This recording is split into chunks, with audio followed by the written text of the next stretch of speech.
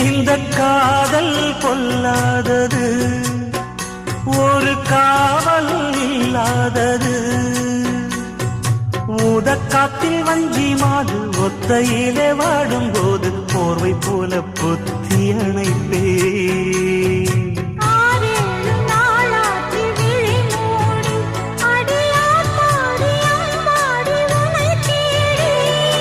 நீதானே மானே என் இளஞ்சோடி, உனை நீங்காது என்றும் என் உயிர் நாடி.